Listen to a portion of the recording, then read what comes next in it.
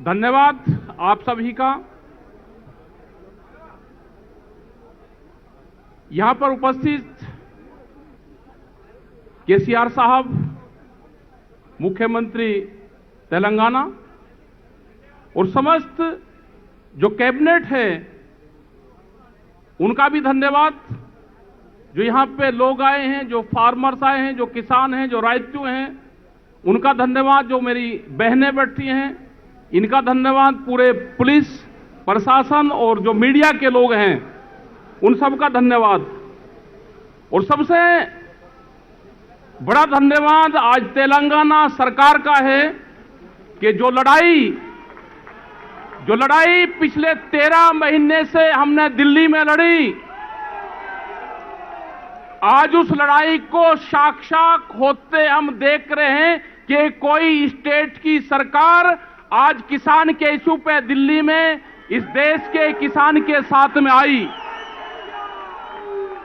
और इशू कोई और नहीं है, इशू है फसलों के दाम के सवाल पे। जो 13 महीने भारत सरकार को बात बताई कि हमारे फसलों के दाम चाहिए, हमको एमएसपी गारंटी कानून चाहिए। पूरे देश में जो 23 फसलें हैं, जो दूसरी और फसलें भी हैं, उन पे भी एमएसपी चाहिए। किसान को लाभकारी मूल्य चाहिए। लेकिन जो भारत सरकार है, 13 महीने के आंदोलन में भी उसकी समझ में नहीं आई। ये कई मुख्यमंत्री अभी आए जिन्होंने किसान के इशू पे बातचीत की। छत्तीसगढ़ के मुख्यमंत्री गए तो उन्होंने सिफारिश करी कि जब आपकी भारत सरकार से बातचीत हो तो हमारी फाइल रुकी हुई है, उस फाइल की भी बात करना। तेलंगाना के मुख्यमंत्री से बात हुई कि फसलों के दाम नहीं मिल रहे, हमारे स्टेट में फसलों की खरीद नहीं होती, आप आंदोलन की शुरुआत करो। ममता बनर्जी से बात हुई, उन्होंने कहा कि फसलों की खरीद नहीं होती, आप बातचीत करो। देश में हो क्या रहा है? मतलब किसान ऐसे ही मरता रहेगा? किसान आंदोलन करेगा तो उसके खिलाफ पर्चे दर्ज होंगे? किसान अगर आंदोलन की बात करेगा तो उसको ईडी और उसके जो भी उसके चमका आएंगे, कोई अधिकारी आएगा तो उसके खिलाफ पर्चे दर्ज होंगे? क्या हालात यह होगी कि देश में अगर किसान की, मजदूर की, गांव की, आदिवासी की बात करना कोई इस देश में गुनाह हो गया? क्या इसकी कंप्लेंट कहीं यूएनओ में करें? लेकिन यह देश का किसान कमजोर नहीं है, ना था और ना है। यह देश का किसान लड़ेगा। जो उसकी लड़ाई है, जो उसके हक हुकूक है, उसके लिए लड़ेगा। फसलों के दाम चाहिए, गारंटी कानून, एमएसपी गारंटी कानून। जब एमएसपी की बात करते हैं तो कहते हैं जी एग्रीकल्चर स्टेट का सब्जेक्ट है, कि स्टेट वाले खरीद करेंगे। स्टेट वाले जब 500 रुपया ज्यादा देते हैं तो उनकी खरीद बंद करते हैं। यह अन्याय है किसान के साथ में। और एक और बड़े आंदोलन की देश में जरूरत है। आज हमको प्रेस वाले जैसे ही इनसे बाहर जाएंगे तो प्रेस के लोग कहेंगे जी आप तो पॉलिटिकल मंच पाए। लेकिन यहां कोई पॉलिटिकल मंच नहीं है। जो देश में किसान की बात करेगा हम उसके साथ खड़े होंगे। ये कोई पॉलिटिकल नहीं है। यहां के आज जो मुख्यमंत्री हैं वे कोई पॉलिटिकल नहीं है, वे किसान हैं, वे राइतू हैं। यहां के जितने भी मिनिस्टरी बैठे हैं वे सारे किसान हैं। धान उनके सामने पड़ा हुआ है। जो पेड़ी है वो उसको लेकर आए हैं। ये कोई वोट मांगने नहीं आए यहां पे, ये मांगने आए, अपनी फसलों के दाम मांगने आए हैं। और हम धन्यवाद देना चाहते हैं ऐसे मुख्यमंत्री का। हम स्वागत करेंगे, उसके मंच पे हम बार बार जाएंगे। जो मुख्यमंत्री किसान के इशू पे अपने स्टेट की पॉलिसी के लिए दिल्ली में लड़ेगा, भारतीय किसान यूनियन और एसकेएम उसका हमेशा साथ देगी। अभी बहुत से इशू आएंगे, बिजली अमेंडमेंट बिल आएगा, उसमें पता है आपको क्या है? अगर कोई किसान 2 पशु अपने पास में रख रहा है तो उसको कॉमर्शियल कनेक्शन लेना पड़ेगा। ये बिजली अमेंडमेंट बिल में है। क्या कोई किसान जिंदा रह जाएगा? 2 पशु अगर होंगे तो किसान जिंदा रह जाएगा, कॉमर्शियल कनेक्शन लेगा। हमने बात करी है कि जैसे तेलंगाना में है, उनकी जो पॉलिसी है वो करंट फ्री देते हैं, बिजली फ्री देते हैं। पूरे देश में लागू क्यों नहीं होता? हमने कहा कि 10,000 रुपए एकड़ जो पॉलिसी आपके स्टेट में है, हमने कहा कि ये पॉलिसी पूरे देश में लागू हो। 10,000 रुपया एकड़ वे अपने फार्मर्स को देते हैं। हमने बहुत जगह स्पीच में कहा, तेलंगाना का नाम लिया हमने। जो भी मुख्यमंत्री काम करेगा हम उसका नाम लेंगे।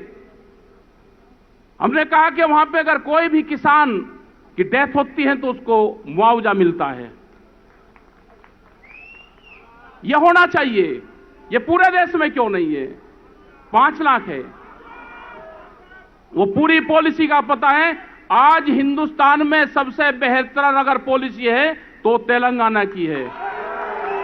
हम उसका जिक्र करते हैं हर जगह।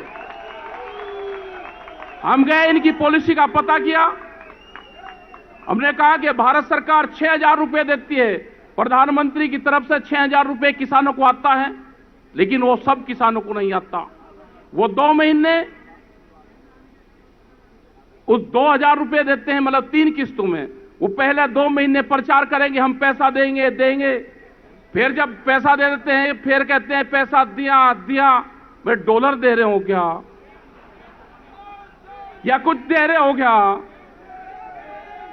मतलब इंडियन करेंसी है, इंडियन करेंसी तो उसी रेट में चलेगी। आप लाओ ये पॉलिसी। हमने ये कहा था, और ये पॉलिसी हमारी बहुत पहले से, करीब 10-15 साल से हम ये पॉलिसी लेकर आना चाहते थे कि डायरेक्ट सब्सिडी जब तक भारत सरकार किसानों को नहीं देगी, किसान जिंदा नहीं रह सकता। हमारा जो संगठन है ये बाहर के कंट्रियों में भी है, करीब 73 कंट्रियों में हमारा संगठन काम करता है।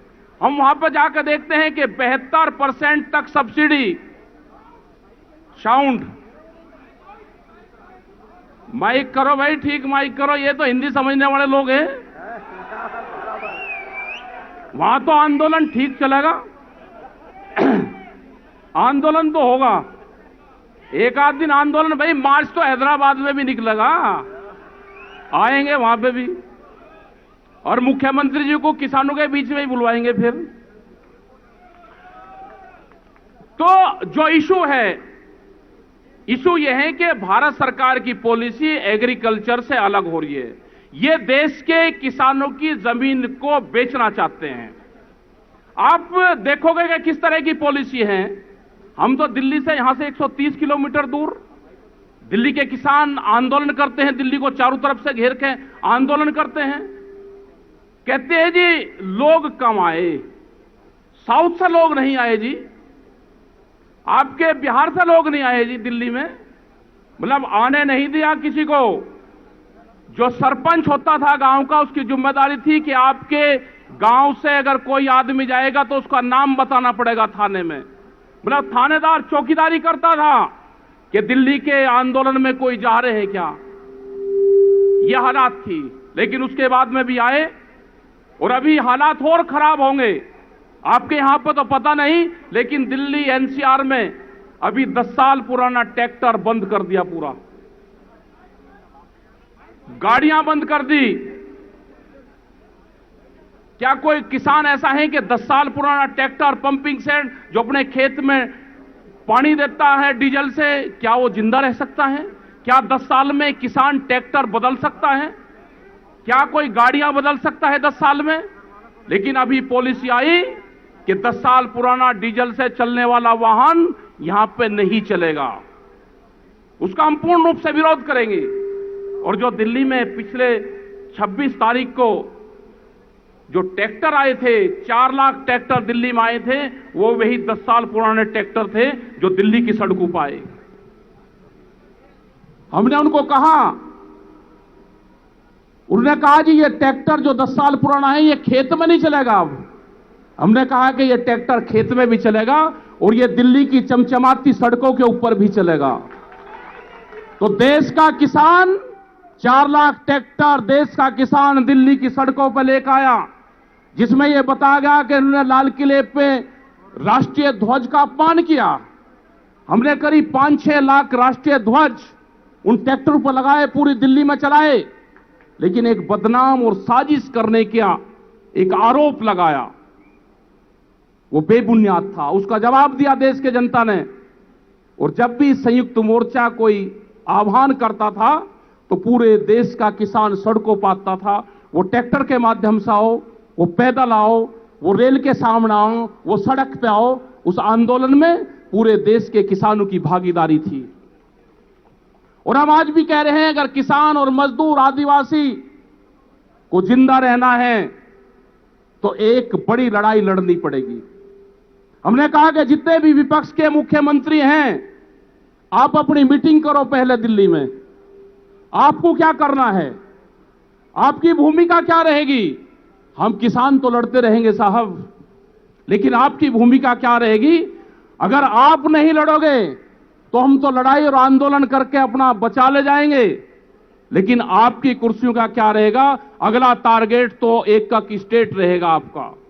जैसा उत्तर प्रदेश में हुआ, देश में अब कोई चुनाव नहीं है, देश में कोई इलेक्शन और कोर्ट कचहरी नहीं है।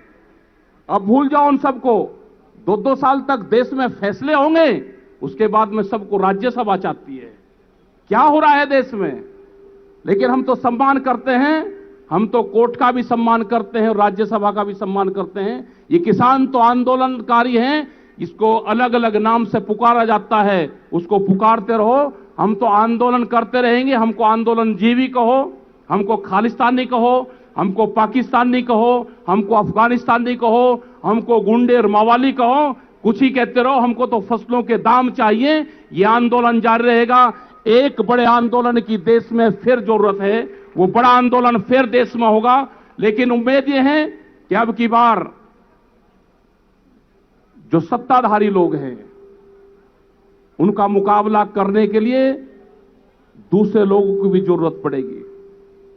आप भी अपना एक गठबंधन बना लो, जो खास करके विपक्ष के लोग हैं, अपना भी एक गठबंधन बना लो।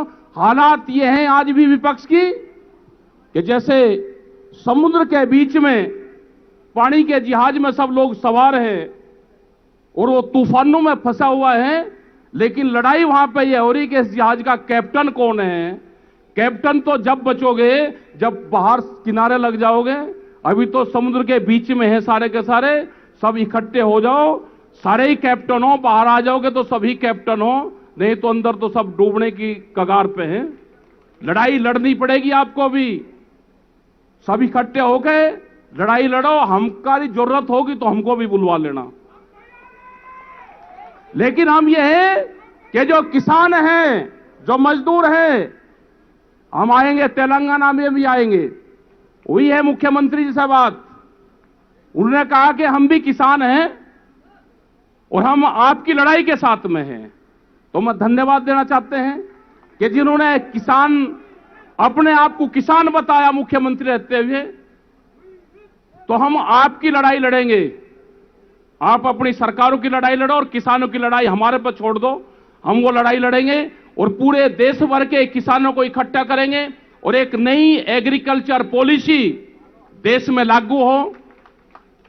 एग्रीकल्चर पॉलिसी क्या होगी, किसानों का हक में क्या होगा, देश में जो बेरोजगारी है उसका क्या होगा, महंगाई पे क्या हाल होगा। आज क्या हाल हो रहा है, पेट्रोल के, डीजल के, इसके क्या रेट हैं, गैस के सिलेंडर का क्या हाल है, महंगाई, एजुकेशन के इसके क्या हाल है, मेडिकल फैसिलिटीज का क्या हो रहा है। लेकिन उसकी तरफ कोई ध्यान नहीं है। ध्यान सिर्फ एक बात का है कि हिंदू मुस्लिम करवाओ, लोगों को फाड़ो, इनमें लड़ाइयां करवाओ। सरकार तो ऐसी नहीं होती थी कि झगड़ा करवावे, लेकिन आज चल यही रहा है कि झगड़ा करवाओ, वोट लो, झगड़ा करवाओ, वोट लो। इससे नहीं काम चलेगा। काम चलेगा फसलों के दाम से, एमएसपी गारंटी कानून से। जो एक समझौता हुआ था हमारा दिल्ली में, उस समझौते में यह था कि एमएसपी गारंटी कानून पे एक कमेटी बनेगी। उस कमेटी के लिए हमने बात की तो उन्होंने कहा कि अपने 2-3 लोगों के नाम दे दो। हमने उनको चिट्ठी लिखी कि इसका रेफरेंस बताओ पूरा, कमेटी में कितने लोग होंगे, इसका अध्यक्ष कौन होगा, इसका कार्यकाल कितने समय का होगा, इसको क्या पावर होगी। चिट्ठी का जवाब देने से मना कर दिया, कोई जवाब नहीं दिया। यह होगा कि 3 लोग किसानों की तरफ से ले लोगे, 11 लोगों की अगर कमेटी बनी तो 8 लोग अपने ले लोगे, और जब वहां पे वोटिंग आएगा कहेंगे जी किसानों की तरफ से तो 3 लोगों ने प्रस्ताव करा के गारंटी कानून बने और 9 लोग उसके खिलाफ थे, तो प्रस्ताव करके दे देंगे कि एमएसपी गारंटी कानून की देश में जरूरत नहीं है। लेकिन ये लूटते हैं, ये फसलों को आधे रेट पर लूटते हैं। बिहार में 800 से और 900 रुपए पे पेड़ी की खरीद होती है इसकी, क्या कोई किसान बच जाएगा? उत्तर प्रदेश के जो पूर्वांचल का जो क्षेत्र बिहार से लगता हुआ है, उसमें 1000 से 1200 रुपए की खरीद होती है। हरियाणा, पंजाब, उत्तर प्रदेश का कुछ क्षेत्र वो आंदोलन करके उसकी खरीद हो जाती है कुछ, लेकिन पूरे देश में नहीं है।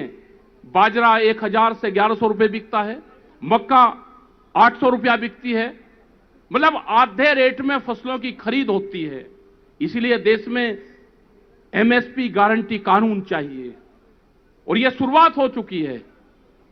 आज आपने लड़ाई में हिस्सा लिया, कल दूसरे मुख्यमंत्री आएंगे, परसों तीसरे आएंगे। एक ये किसान की आवाज बनी, आपने एसकेएम का समर्थन किया, आपने दिल्ली के आंदोलन का समर्थन किया, और आपने अपने तेलंगाना से यहां पे हजारों लोगों को बुलवा के इस आंदोलन का सपोर्ट किया, और दिल्ली के ताज को यह बताया कि हम कमजोर नहीं हैं, हम लड़ाई दिल्ली मान के भी लड़ सकते हैं और अपने तेलंगाना भी लड़ाई लड़ेंगे।